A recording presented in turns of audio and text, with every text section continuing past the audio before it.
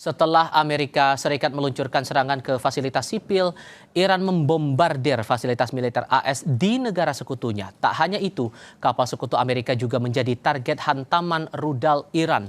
Kami akan diskusikan ini bersama dengan para narasumber terkait serangan beruntun Iran pasca serangan fasilitas sipil oleh Amerika Serikat. Bergabung sebagai narasumber pada sore hari ini, dosen International Institute for Islamic Studies Qasem Muhammadi dan praktisi sekaligus pengajar hubungan internasional dari Synergy Policies Dina Praptora Harja. Selamat sore semuanya dengan Tifal di sini. Selamat sore, Mas Tifal. Selamat sore. Terima kasih semua sudah bergabung dalam diskusi kami kali ini. Bung Qasem, kalau kemudian ada langkah dari Iran untuk membalas serangan AS ini, apa pesan yang sebetulnya mau ditujukan? Iya, selama beberapa hari terakhir Amerika telah mulai menyerang infrastruktur di selatan Iran seperti bandara dan jembatan, bahkan pusat-pusat terlarang termasuk satu rumah sakit untuk anak-anak penderita kanker dihantam sekitarnya. Bahkan salah satu jembatan yang terkena serangan menyebabkan 2 mobil milik warga tak bersalah hancur dan 6 orang yang berada di dalamnya gugur. Juga dalam serangan terhadap sebuah antena pemancar televisi, seorang perempuan juga tewas dan tangan anaknya yang baru berusia 1 tahun ikut terputus. Ya ini apa yang selama beberapa hari yang lalu itu terjadi di kawasan. Akan tetapi kenapa itu dilakukan oleh Amerika Serikat? Saya kira mereka ada 4 mungkin kemungkinan. Satu, operasi darat, yakni mereka seandainya mereka mau bermaksud menyerang selatan dalam waktu dekat, mereka mencoba menyerang pusat-pusat militer dan logistik untuk mempersiapkan kondisi serangan darat. Tapi opsi ini sepertinya tidak mungkin pada saat ini karena sangat panas sekarang ini di kawasan kami ini, dan karena jumlah pasukan Amerika Serikat yang berada di sini agak sedikit dan logistiknya juga terbatas untuk mendukung serangan darat. Tetapi jika hal ini berlanjut selama mungkin minimalnya 2 bulan lagi, maka kemungkinan ini akan pesat. Dan kondisi Iran saat ini bagaimana, Bung Qasem?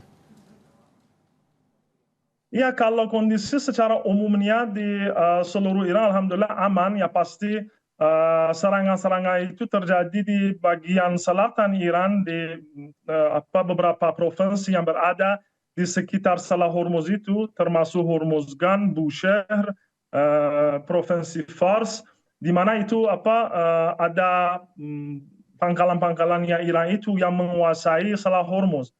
Ya, tapi kalau secara keseluruhan dan umumnya ya Iran alhamdulillah aman.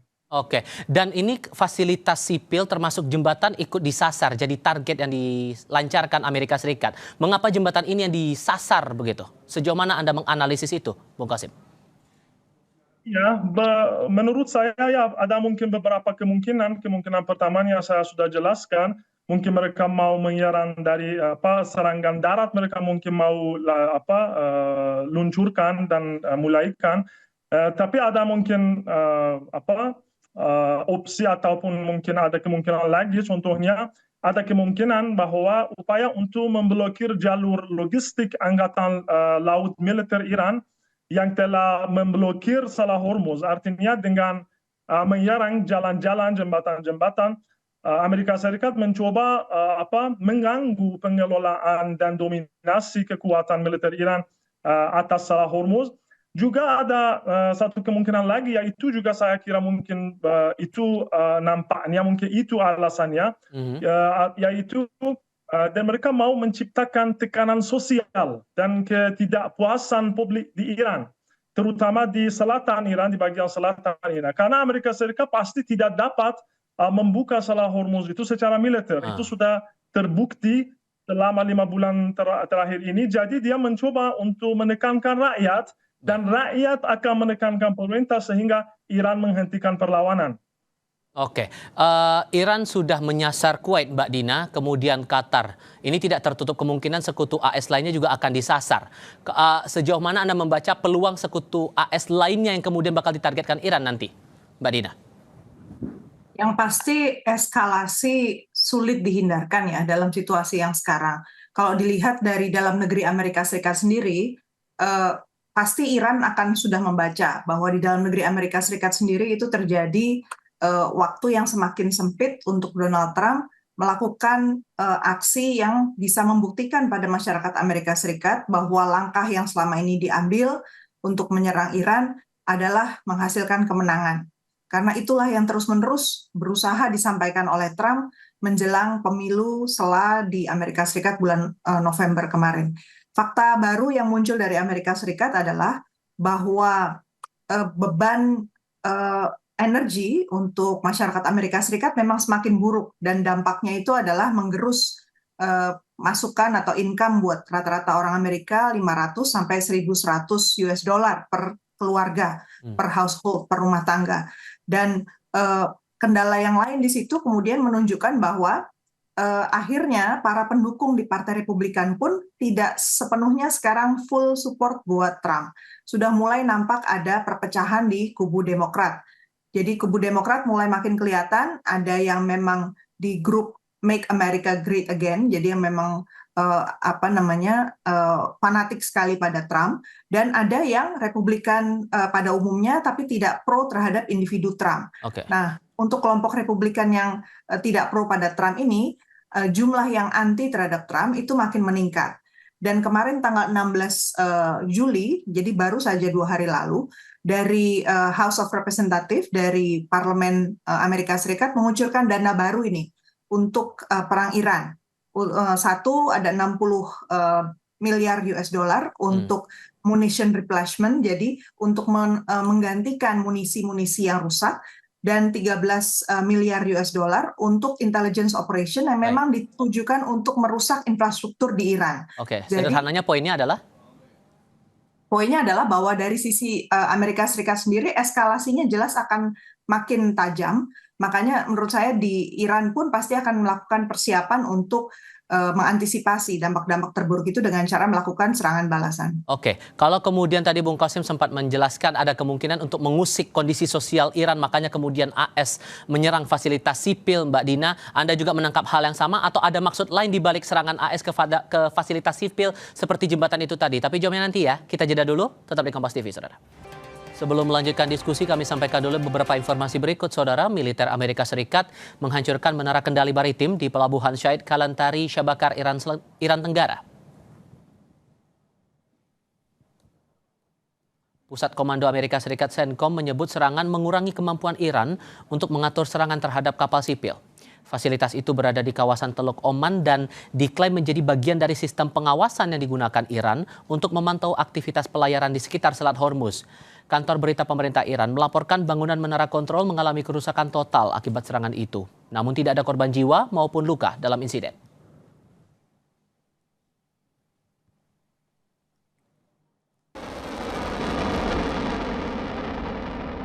Sementara itu, penasihat senior pemimpin tertinggi Iran menegaskan Tehran akan segera memasuki fase operasi ofensif besar-besaran dan skala penuh jika serangan Amerika Serikat terus berlanjut selama 2 atau 3 hari lagi.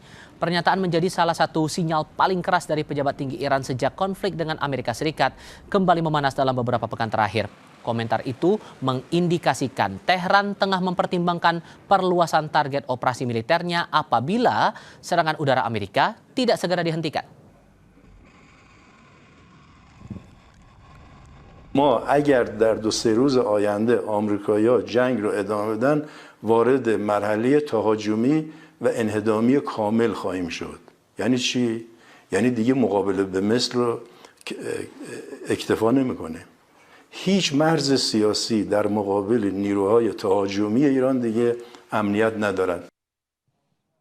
Melanjutkan diskusi lagi Mbak Dina, dari pertanyaan saya sebelumnya, AS coba menyerang fasilitas sipil seperti jembatan sebatas untuk mengganggu kegiatan sosial atau sektor sosial, atau ada hal lain yang coba disasar sebetulnya? Satu yang pasti adalah bahwa Amerika Serikat dalam waktu yang sesingkat-singkatnya, dalam kurang dari 2 bulan ke depan, dia punya target untuk menciptakan destruksi yang masif di Iran. Karena dengan dana yang terakhir ini, kelihatannya dari sisi Amerika Serikat polarisasi antara Republikan dengan Demokrat semakin tajam, sehingga kemungkinan dana keluar lagi dalam jumlah besar untuk perang ini itu bisa lebih sulit kalau sudah melampaui bulan Agustus. Jadi dalam waktu singkat-singkatnya dia akan melakukan meningkatkan cost atau biaya dan juga kerusakan, sehingga Iran akan semakin sulit untuk melakukan perlawanan. Kalau tadi Bung Kasim menyebutkan bahwa kemungkinan ada ground operation, saya lihat juga yang mesti diantisipasi dan ada berita yang beredar itu adalah seputar menghubungkan US Fifth Fleet ya, yang biasanya untuk memantau pergerakan di laut di daerah Persia, itu sekarang sudah mulai dihubungkan dengan pangkalan udara di di Israel, Ofda Air Base di daerah Gurun Negev. Jadi kalau itu memang terhubung, kita juga bisa lihat bahwa serangan-serangan udara akan makin marak nampak untuk menghancurkan wilayah-wilayah yang memang dianggap punya potensi untuk mengirimkan misil dari sisi Iran. Jadi situasinya semakin panas, Mas Tifal. Dan apakah negara-negara sekutu AS akan coba menyerang Iran untuk melawan serangan Iran saat ini? Kalau potensi tentu bisa saja terjadi, yang kemungkinan besar itu karena miskalkulasi atau komunikasi yang kurang lancar di antara Iran dengan para sekutu di Teluk. Sejauh saya melihat selama ini sebenarnya dari pihak Iran itu berusaha untuk memberikan sinyal bahwa serangan itu bukan ditujukan kepada negara-negara Teluk, tetapi kepada fasilitas Amerika Serikat dan untuk melemahkan Amerika Serikat, sehingga perangnya menjadi perang atrisi. Targetnya itu sebenarnya. Jadi tergantung komunikasi antara Iran dengan negara Teluk. Oke, Bung Qasim, Iran akan menyasar negara sekutu AS yang mana lagi setelah ini? Iya, kalau beberapa hari terakhir ini saya kira Iran sudah jelaskan bahwa tidak akan diam saja berhadapan serangan yang diluncurkan dari negara-negara tersebut. Ya pasti mereka bekerja sama-sama Amerika, minimalnya mereka memperbolehkan Amerika Serikat untuk untuk mempunyai lapangan untuk menyerang Iran. Dan oleh karena itu Iran juga sudah menyerang pangkalan-pangkalan yang berada, dan bahkan sebagian infrastrukturnya negara-negara tersebut itu diserang Iran minimal di 7 negara, yaitu Irak, Kuwait, Bahrain, Qatar, Yordania, Suria, dan Oman, dan menghancurkan sebagian besar peralatan militer Amerika Serikat, termasuk sistem rudal, radar-radar mereka, area penyimpanan drone, serta beberapa jet tempur dan tanker bahan bakar itu juga dihancurkan dalam serangan Iran itu. Dan saya kira kalau serangan terhadap pangkalan At-Tanaf di Syria itu luar biasa dan sangat penting, karena dalam satu hal yaitu serangan ini merupakan peringatan yang cukup besar bagi rejim Suria, karena selama beberapa hari terakhir Trump telah mengumumkan bahwa rejim penguasa di Suria untuk memasuki perang melawan Hizbullah. Dan Iran dengan serangan ini menunjukkan serangan ini bahwa jika kelompok penguasa di Suria itu bertindak melawan Hizbullah, Iran juga siap untuk mendukung Hizbullah. Dan itu kita harus ketahui bahwa Iran itu sekarang membela diri. Itu bukan Iran yang memulai perang itu. Iran selama 1 tahun terakhir ini 3 kali berunding sama Amerika Serikat, dan dalam setiap kali tiga-tiganya diserang Amerika Serikat. Oleh karena itu Iran dari sisi warga, dari sisi pimpinan militer, mereka sama sekali tidak percaya bahwa perundingan ataupun negosiasi sama Amerika itu akan berhasil, dan itu hanya perlawanan dan perjuangan terhadap mereka yang akan berhasil, dan semua hak-hak Iran itu akan akan dikembalikan ke Iran dengan leverage, ya. Baik. Dengan leverage, dan leverage itu adalah Salat Hormuz. Jadi Iran tidak akan lepas tangan dari Salat Hormuz. Itu yang saya pasti, dan tidak ada keraguan. Konsensus di Iran itu bahwa Iran itu tidak akan lepas tangan dari Salat Hormuz. Oke, masalah Selat Hormuz ini yang lagi-lagi ngotot dari dua belah pihak, Mbak Dina. Kalau menurut Anda, apakah masih bisa ada penengah untuk menyelesaikan masalah ini? Apakah perlu Rusia atau Tiongkok turun tangan jadi penengah, atau malah PBB kita masih bisa berharap, atau ya justru malah akan sulit untuk bisa mencapai kata jalan tengah itu tadi? Sulit.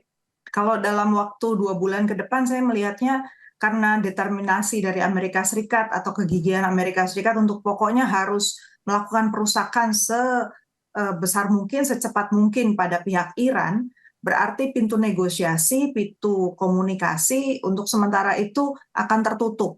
Satu yang menjadi potensi sebenarnya bukan lagi Rusia atau China ya sebagai penengah, apalagi Perserikatan Bangsa-Bangsa dalam konteks sekarang itu yang paling bisa membangun komunikasi dan akhirnya nanti membuka jalur diplomasi lagi itu adalah negara-negara tetangga. Jadi peran negara Teluk, kemudian negara lain yang ada di sekitar sana seperti Turki, itu menjadi sangat-sangat penting sebenarnya karena stabilitas di kawasan itu bukan hanya kepentingan buat Iran dan Amerika Serikat, tapi juga buat negara-negara lain yang memang hidupnya bergantung juga dari choke points itu ya, wilayah yang menyempit dan sekarang menjadi taruhan dan sulit sekali untuk dibuka hanya karena Amerika Serikat masih punya agenda pokoknya harus menaklukkan Iran. Oke. Bung Qasim, kalau Anda melihatnya apakah perlu ada penengah lagi di sini untuk menyelesaikan masalah atau ya hanya menunggu Amerika Serikat untuk melonggarkan ego saja? Iya, saya kira kalau yang di sini kalau perantara atau pihak tetangga macam itu, saya itu tidak akan berhasil karena Amerika Serikat itu kesombongannya luar biasa. Dia pasti tidak mau diperlihatkan sebagai pihak yang rugi atau yang kalah. Oleh karena itu, saya kira itu nampaknya tidak begitu solusinya tidak begitu sederhana. Dan tapi kalau bisa dalam satu hal bisa dia menerima bahwa dia sudah kalah, dia tidak bisa membuka Selat Hormuz tanpa izinnya, tanpa koordinasinya sama Iran, ya pasti saya kira itu insya Allah akan selesaikan problem di Selat Hormuz itu. Oke, Bung Qasim, Mbak Dina, terima kasih banyak sudah mau berdiskusi bersama saya kali ini. Sehat selalu untuk Anda berdua. Selamat sore. Selamat sore.